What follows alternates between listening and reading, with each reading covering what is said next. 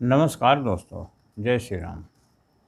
आज मैं आपसे कुछ अस्त्र शस्त्र की बात करूंगा और उसको आप सिंपल भाषा में कह सकते हो कि जो लड़ाई लड़ने के काम आते हैं, जैसे तलवार वगैरह है, हथियार कह लो, और जादुई हथियार ऐसा कह लो। हालांकि वो जादुई नहीं है, एक साधनात्मक साधना के द्वारा की गई, उसमें एनर्जी डाली गई, ऐसा हथियार है वो। जैसे वो एक तलवार है। अब तलवार है और उसमें कहा जाता है कि वो ऐसी तलवार है कि यदि वो तलवार आपके पास है तो फिर आपकी पराजय चाहे हजारों लोग भी हों तो भी नहीं हो सकती। क्यों? क्योंकि उसमें एक ऐसी शक्ति है कि यदि वो तलवार आपके पास है तो सबसे पहले तो जितने आपके दुश्मन हैं वो क्या हो जाएगा, उनकी आंखें खराब हो जाएंगी, उनको कुछ दिखाई ही नहीं देगा। तो फिर आप चाहे जो करो। तो इस प्रकार की तलवार अब वास्तव में है या नहीं है, लेकिन शास्त्रों में और बहुत सारी किंवदंतियों में और किताबों में और लोगों के द्वारा कही जाती हैं, उसमें मिलता है। खैर जो भी हो, लेकिन यदि आप कल्पना करिए, हो या ना हो, लेकिन कल्पना करो कि यदि कहीं हो तो क्या किया जा सकता है। और उसके बाद में एक तलवार और भी, जैसे कहा जाता है कि यदि उससे कोई घाव हो गया तो वो घाव कभी ठीक होने वाला नहीं है। अब तलवार क्या, किसी भी चीज़ से कोई घाव यदि हो जाए तो यदि वो ना ठीक हो तो फिर जिसके ऊपर घाव हो वो तो नष्ट ही हो जाएगा। आज के समय में जैसे बोलते हैं कि जिसको शुगर वगैरह है, कुछ ऐसे लोगों को यदि इस प्रकार की चीज़ों से तकलीफ़ें दी जाए तो हो सकता है इस प्रकार का। तो प्राचीन काल में भी कोई ना कोई रीज़न होगा। खैर ये सारी चीज़ें हैं। अब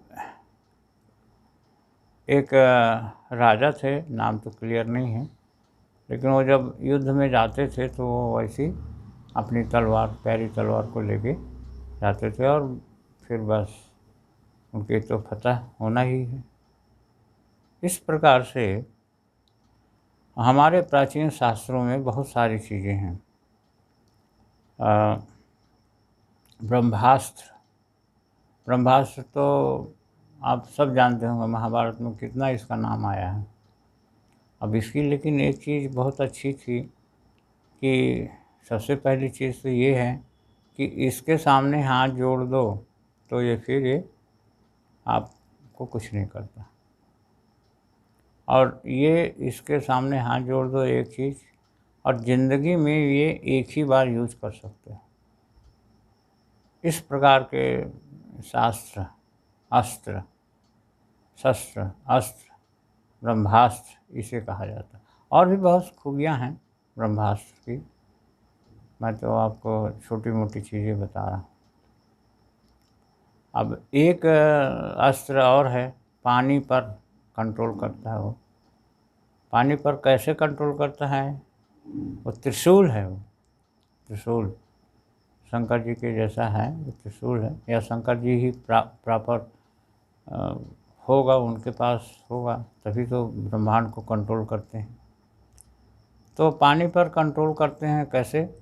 उस अस्त्र से आप पूरे समुद्र में जहाँ भी चाहो रास्ता बना लो, जहाँ भी उसमें जो रहने वाले हैं उनको बोल दो बाहर चले, सब लोग आपकी आज्ञा मानेंगे। पानी तक का आपका आज्ञा मानेगा, रास्ता दे देगा।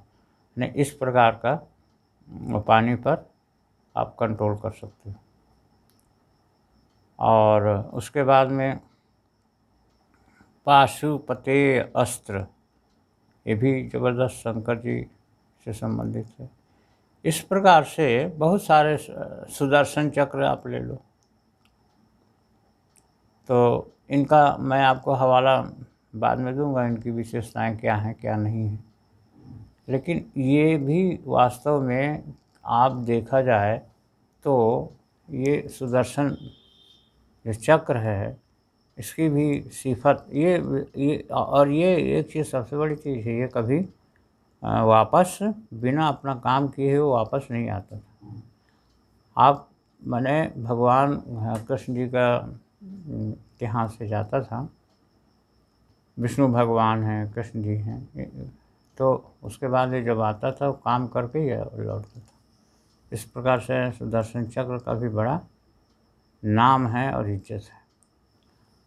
अब आज के समय में तो कुछ पता नहीं चलता, लेकिन प्राचीन काल में ये सब चीज़ें थी, शास्त्रों में ऐसा वर्णन है।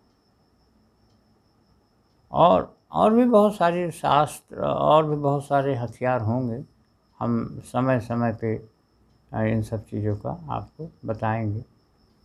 इसमें जो आप कमेंट बॉक्स में लिखना, आप तो आपके लायक जो होगा वो आपको हम बताएंगे।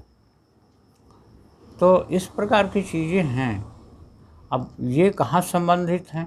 देखिए, हम एक चीज़ जानते हैं कि हमारा अचेतन मन बहुत शक्तिशाली है, तो प्राचीन काल में भी रहा ही होगा। उनकी जो तपस्या थी अपने अचेतन मन को प्रभावित करने वाली तपस्या रही होंगी।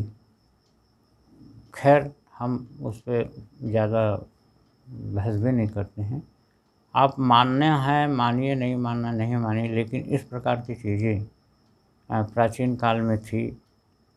तो आज भी कोई अन्वेषण करें, अनुसंधान करें, तो क्या पता, कुछ हम कह नहीं सकते। ठीक है, वीडियो हम यहीं से एंड करेंगे। प्लीज़ लाइक करिए, शेयर करिए और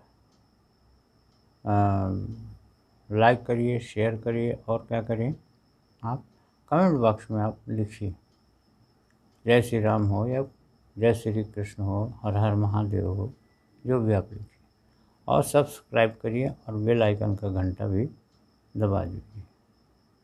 सभी को दिल से धन्यवाद। ओम शांति शांति शांति, सर्वरिष्ट शांति भवतु। ओम ओम।